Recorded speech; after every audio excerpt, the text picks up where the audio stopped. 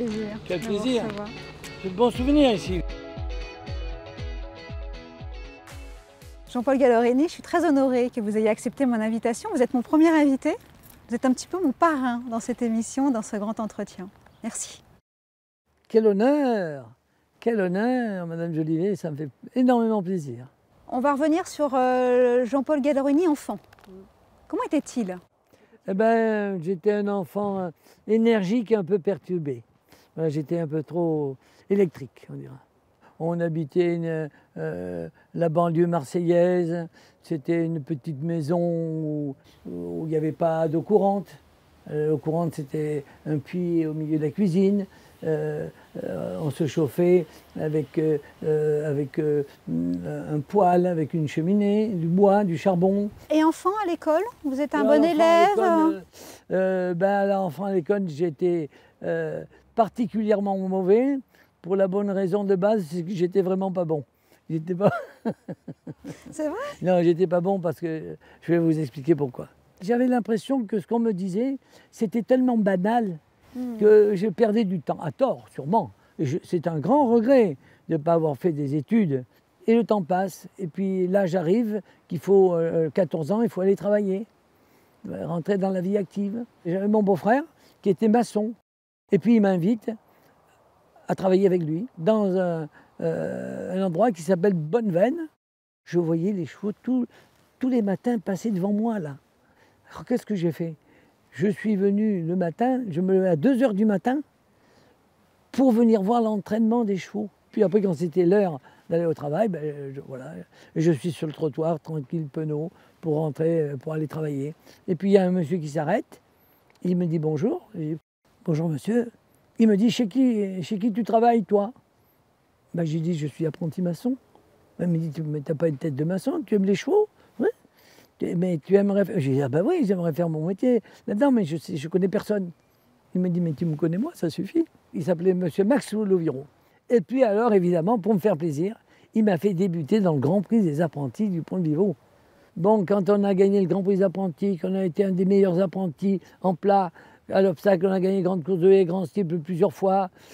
Vous dites que Marseille, c'est plus pour vous, vous voulez monter à Paris? C'est-à-dire que Marseille, vous avez le soleil, oui.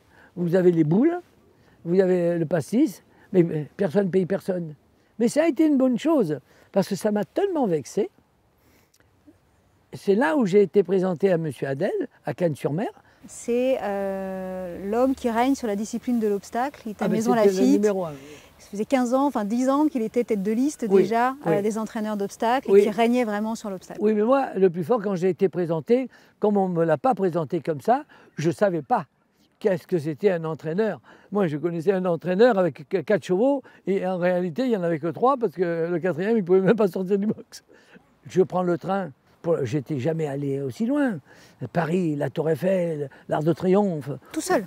Tout seul. Et quand j'arrive à Maison Lafitte, mon Dieu, un lundi, je vois des chevaux de partout, du fumier. C'est pas possible. Et M. Adel est là. Bon, ils ne m'ont même pas demandé si j'avais fait bon voyage. Alors, au mois de février, à Paris, il faisait glacial. Il me dit, vous avez votre culotte de cheval? Il parle comme ça. Oui, monsieur. Écoutez, montez là, mettez là, vous allez monter ce cheval-là. Bien, monsieur, je vous la valise, je sors mes fringues, je mets à cheval. Et je vais monter. Vous arrivez à faire votre place en tant que jockey? Non, mais M. Adel m'a quand même bien fait gagner ma vie en province. Mais bon, voilà, j'étais peut-être pas du niveau classique pour Auteuil, je pense pas. Dans votre carrière, il y a un grand coup d'arrêt, il y a un terrible accident. On est à Enghien, c'est en avril 73, vous avez 30 ans. Je tombe à Enghien, très grave accident au mur, fracture du crâne, le cerveau là, compression du cerveau, enfin bon. Ça a été d'ailleurs ma dernière monte, je ne suis pas mort, c'est un miracle. Mon médecin me disait, vous savez, M. Gallorini, moi, cliniquement, vous étiez condamné. Je ne sais pas où vous avez pris cette force intérieure, ou cette chance, ou les deux à la fois, mais enfin, pour moi, c'est exceptionnel. Vous êtes un cas, mais j'ai dit, vous l'avez en face de vous. Qu'est-ce qui vous a donné la force de repartir après? Parce qu'après, vous repartez de zéro, du coup. Oui, je repars à zéro, mais c'est plus le même métier, quoi. J'ai acheté des chevaux avec mon propre argent, j'en avais pas beaucoup. Et j'ai acheté un cheval qui s'appelait Fontabal. Et puis, il a couru la grande course de haie du printemps. C'est ma première grande course. Vous avez gagné? Et non seulement on gagne, et je bats Monsieur Adel. Alors je vais vous dire un truc. Hein. Évidemment, lui, ça ne lui a pas fait plaisir parce que c'est un gagneur. C'est une grande satisfaction pour vous. Ah, pour moi, oui. Ah ben oui. Très vite, au bout de 2 ans, finalement, vous allez faire acheter un cheval qui s'appelle Shinko. C'est un tout petit cheval. Il a essayé de passer le Redditch 6 fois. Et à chaque fois, il tombait. Et puis, M. Adel, il me dit, vous savez, Jean-Paul, pourquoi tombe Shinko au Redditch? M. Adel, regarde à vous. Hein. J'ai dit, non, monsieur, c'est parce qu'il n'a pas compris. Ah bon? Le jour où il comprendra, il gagnera le Grand Steeple Chase de Paris. Dans l'ordinateur, clac, clac, la clé dans la poche. Et quand il est arrivé chez moi, eh bien évidemment, il a passé le Redditch et il a gagné. Parce que je m'étais souvenu de ce qu'avait dit M. Adel. Vous avez toujours cru en vous. Hein. Et à un moment, il y a des grandes courses. Un jour à Auteuil, je suis premier, deuxième, troisième, dans toutes les courses. Sur les 7 courses, j'en ai gagné 6. En très peu d'années, vous avez obtenu votre premier cheval d'or. Oui, d'ailleurs, le journaliste qui est venu la première année, il voulait me faire un papier, nous l'avons fait.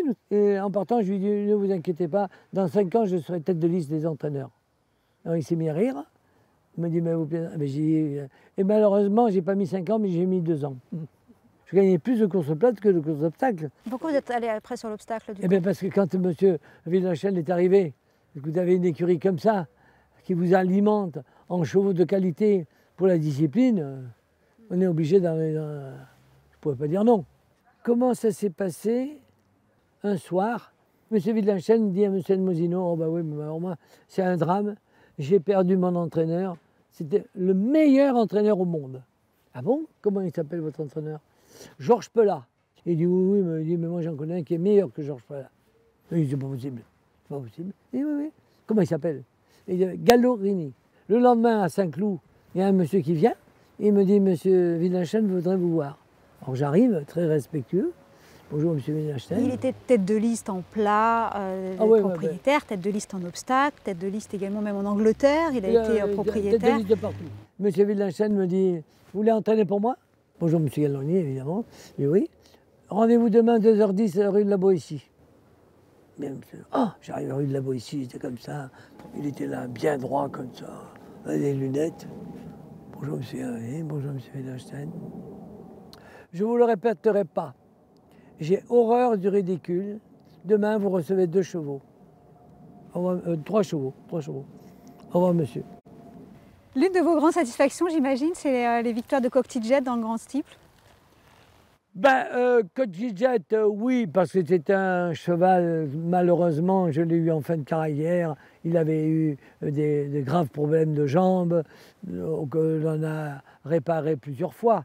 Mais je pense que je l'aurais eu 9, comme mon meilleur Grand Steeple, finalement, c'est Remember.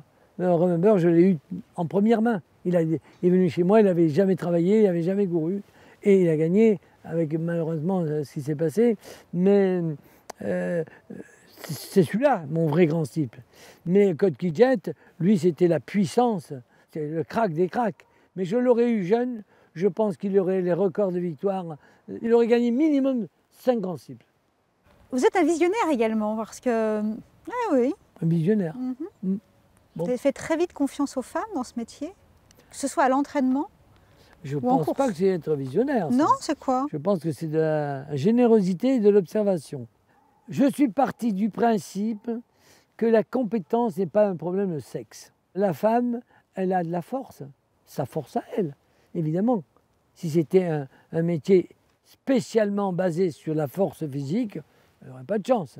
Mais là, la force qu'elle a, ça lui suffit. Parce que monter en course, ce n'est pas un problème de force, c'est un problème d'inspiration et de main et de doigté. Tac, tac, c'est ça. C'est pas toute la puissance. Alors, vous êtes le premier entraîneur à avoir fait confiance à une femme jockey d'obstacles, lauréate à Auteuil d'une grande course, c'est Béatrice Marie. Elle travaillait, elle galopait les chevaux, elle travaillait tout le temps. Je lui ai dit, bah, je vais lui donner une chance. Et puis voilà comment ça fait. Et la petite Anne-Sophie Madeleine, pareil. Et alors, ce qui était incroyable, elle travaillait que le matin, elle montait à cheval. Mais elle me disait, elle montait ses 3 lots, elle me demandait toujours un lot, voire 2 de plus. Puis j'ai dit, mais pourquoi tu veux monter 2 lots? Elle me dit, si vous savez comme je suis bien quand je suis à cheval, je me repose. Il y a aussi des hommes qui ont marqué votre carrière, avec Thierry Major-Cric, par exemple. C'est un garçon très sérieux et c'est un bon ouvrier. Finalement, mon vrai jockey de tout temps, c'est Major-Cric. D'ailleurs, c'est le seul qui me téléphone maintenant. Pareil, vous avez mauvais caractère. Quand vous dites les choses et que vous les répétez, et que vous les répétez, et vous les répétez à un moment, vous êtes un peu plus nerveux que d'autres pour différentes raisons. Et puis vous lui dites alors ou tu es un con ou tu me prends pour un con, ou les deux.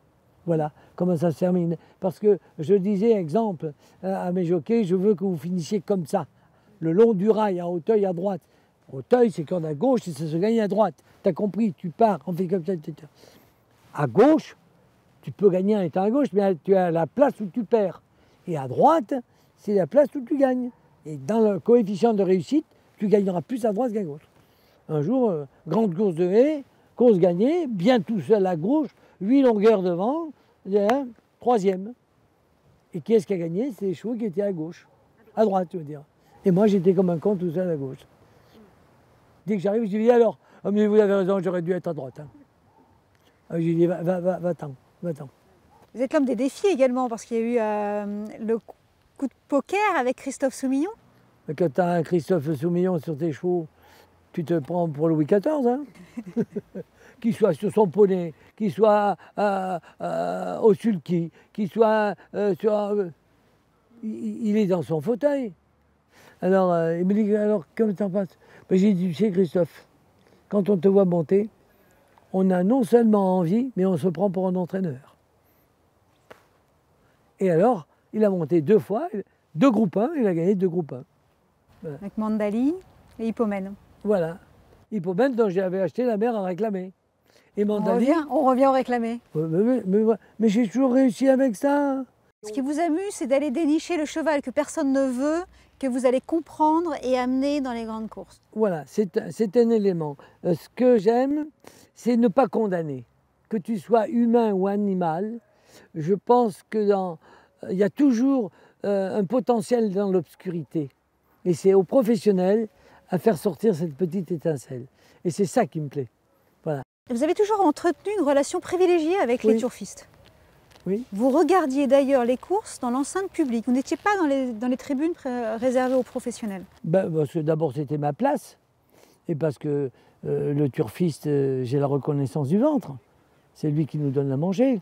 Et je trouve que quelquefois, il est malmené. Et moi, je dis ce que j'ai toujours dit au turfiste, je vous donne 3 atours sur 4. Quand mon cheval, il court, il est bien, il est dans sa catégorie et il court toujours pour gagner.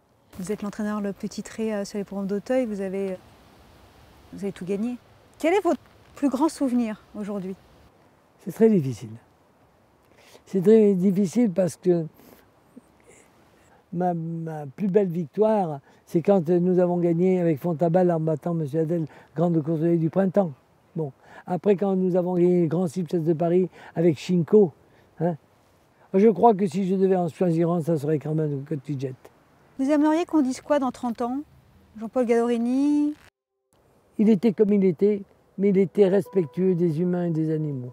Je voudrais dire merci au cheval, parce que le cheval, je lui dois tout. Je lui dois tout parce que ce que j'ai eu, je l'ai eu par le cheval. Et le cheval, c'est l'animal auquel on parle à la 3e personne. Il est noble, le cheval. C'est pas un animal comme les autres, le cheval. C'est la noblesse, c'est le vouvoiement, c'est le respect, c'est l'éducation.